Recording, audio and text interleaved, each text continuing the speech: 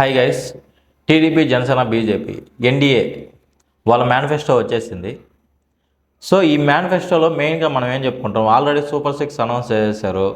ఏది 20 లక్షల ఉద్యోగాలు, 3,000 నిరుద్యోగ వృత్తి, స్కూల్ వెళ్ళే ప్రతి విద్యార్థికి 15,000, ప్రతి రైతుకి ఏటా 20,000, ప్రతి మహిళలకు 1,500, అంటే నెలకు 1,500 వేస్తామనేసి, ప్రతి ఇంటికి 3 గ్యాస్ సిలిండర్లు, మహిళలకు ఉచిత బస్సు ప్రయాణం.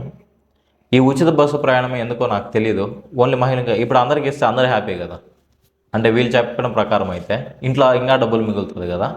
I don't know. ఆ ఉచిత బస్సు ప్రయాణం అది ఆల్రెడీ చాలా దగ్గరలో, అంటే దాని మీద నెగిటివ్ కామెంట్స్ ఎక్కువ ఉన్నాయి, అందరూ వినే ఉంటారు తెలంగాణలో కానీ లేకపోతే ఢిల్లీలో కానీ. సో మిగతావన్నీ నార్మలే, ఎందుకంటే ఆల్రెడీ జగన్ గారు ఇస్తూ ఉన్నారు కాబట్టి. ఇంకా సూపర్ 6 2.0 అనేసి వదిలేశారు, షణ్ముఖ వ్యూహం అనేసి. ఇంటింటికి రక్షిత నీరు, పూర్ టు రిచ్. రాష్ట్ర వ్యాప్తంగా స్కిల్ సెన్సెస్ చేపట్టి తద్వారా ప్రజల నైపుణ్యత స్థాయిని పెంచుతాం. సౌభాగ్య పదం, చిన్న మధ్య తరహా పరిశ్రమలకు, అంకుర సంస్థలకు ప్రాజెక్టు వ్యయంలో గరిష్టంగా 10 లక్షల వరకు సబ్సిడీ. ఆల్రెడీ ఇదేమంటారు, ముద్రా లోన్స్ అనేవి ఉంటాయి కదా, నాకు తెలిసి అది వేస్తారు. ఒకవేళ అది వేయకుండా, అంటే సెంట్రల్ గవర్నమెంట్ అది, అలా కాకుండా స్టేట్ గవర్నమెంట్ ఇలాగ ఇస్తే ఏమంటారు, స్టార్టప్స్కి ఎంకరేజ్ చేయడం అంటారు దీన్ని.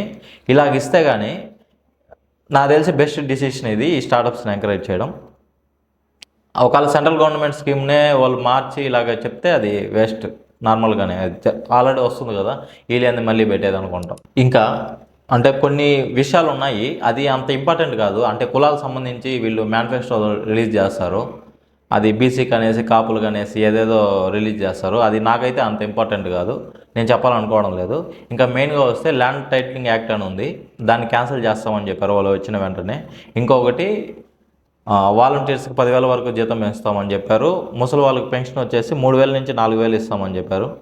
ఇంకా వికలాంగులకైతే 6,000, పూర్తి స్థాయిలో వైకల్యానికి గురైన వాళ్ళకి నెలకు 15,000 పింఛను, కిడ్నీ, తలసీమియా వంటి దీర్ఘకాలిక వ్యాధిగ్రస్తులకి 10,000 వరకు పింఛను.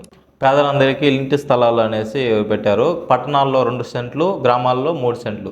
అంటే జగన్ గారు పట్టణాల్లో 1 సెంటు, గ్రామాల్లో 1.5 సెంటు ఇస్తూ ఉన్నారు. అంటే దానికి ఖచ్చితంగా డబ్బులు ఇస్తామని చెప్పారు వీళ్ళు. ఇంకా ఆల్రెడీ చెప్పింది, క్రిస్టియన్స్కి అనేసి అలాగా క్యాస్ట్లు, మతాలు అనేసి వేస్తారు. సో అన్ని దాంట్లో ఉంది అనుకోండి, జగన్ గారి దాంట్లో ఉంది. నేను ఇయర్ చెప్తానని ఏమనుకోవద్దు. ఇంకా మెయిన్గా చెప్పాలంటే ఇవే. ఇంకా విద్య, KG to PG syllabus review చేస్తాము. రాష్ట్రంలో అనేక స్కూళ్ళు మూతపడడానికి కారణమైన జీవో నెంబర్ 117 రద్దు, మూతపడిన పాఠశాలను పునఃప్రారంభం, డాక్టర్ అంబేద్కర్ విదేశీ విద్యా పథకం పునరుద్ధరణ.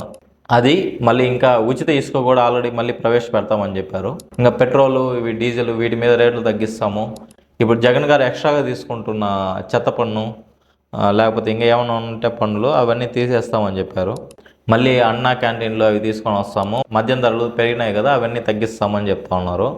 నాకు తెలిసేది అది అసాధ్యం, ఎందుకంటే మద్యం వల్ల ఎక్కువ ఆదాయం వస్తుంది మన స్టేట్ గవర్నమెంట్కి. దాంట్లో ఇన్ని పథకాలు అమలు చేయాలంటే ఖచ్చితంగా ఇంకా డబల్ చేయించిన ఆశ్చర్యపోబలేదు, ఒకవేళ వీళ్ళు గెలిచి వీళ్ళు చేయాలనుకుంటే. ఇంకా అగ్రిగోల్డ్ ఆస్తులు అమ్మేసి బాధితులకు అందేలా చేస్తాము. ఇంకొకటి మెయిన్ విషయం ఏమంటే, వీళ్ళు ఏదో కంపెనీస్ తెస్తాం ఇలాంటివన్నీ కాదు. మెయిన్ విషయం ఏమంటే, జగన్ గారు 3 రాజధానులు అనౌన్స్మెంట్ చేశారు. అంటే ఆ విధంగా చేస్తామని చెప్పారు, ఆల్రెడీ చెప్పారు. వీళ్ళు ఏం చెప్పారు, అమరావతి మెయిన్ రాజధాని అని చెప్పారు. ఇంకా అక్కడున్న, అంటే అక్కడ వైజాగ్లో ఉన్న వాళ్ళు కానీ లేకపోతే కర్నూలులో ఉన్న వాళ్ళు కానీ వాళ్ళకు కూడా రాజధాని కావాలనుకుంటారు కాబట్టి వాళ్ళ కోసం కూడా కొన్ని పథకాలు తెచ్చారు. విశాఖను ఆర్థిక రాజధానిగా అభివృద్ధి చేస్తాం. వైజాగ్, చెన్నై ఇండస్ట్రియల్ కారిడార్లో ప్రధాన ప్రాంతాలను అనుసంధానం చేసి పారిశ్రామిక బాటలు, విశాఖ కేంద్రంగా రైల్వే జోన్ ఏర్పాటు చేస్తాము. అండ్ విశాఖ ఉక్కు పరిశ్రమని కాపాడుకుంటాము.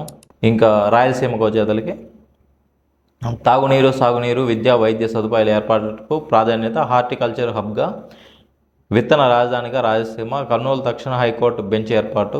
కియా, ఇసుజు లాంటి పరిశ్రమలను మరికొన్ని తీసుకొని వచ్చి రాయలసీమని ఆటోమొబైల్ హబ్గా తీర్చిదిద్దుతాం. చెన్నై, బెంగళూరు ఇండస్ట్రియల్ కారిడార్ను రాయలసీమలో కీలక పట్టణాలను అనుసంధానం చేస్తూ ఇండస్ట్రియల్ క్లస్టర్గా తీర్చిదిద్దుతాం. ఇంకన్నీ నార్మల్గానే ఉన్నాయి. సో ఇవి అంటే నాకు అనిపించిన కొన్ని మెయిన్ విషయాలు మాట్లాడాలంటే. 2 మేనిఫెస్టోలు చూడండి, ఆల్రెడీ జగన్ గారు దాని గురించి కొన్ని మెయిన్ విషయాలు చెప్తూ వీడియో చేశాను. అండ్ చంద్రబాబు గారి ఇప్పుడు మేనిఫెస్టో గురించి చెప్పాను. ఒకసారి మీరు ఆ మేనిఫెస్టోని చూడండి, ఆ తర్వాత ఏ డిసిషన్ అయినా తీసుకోండి.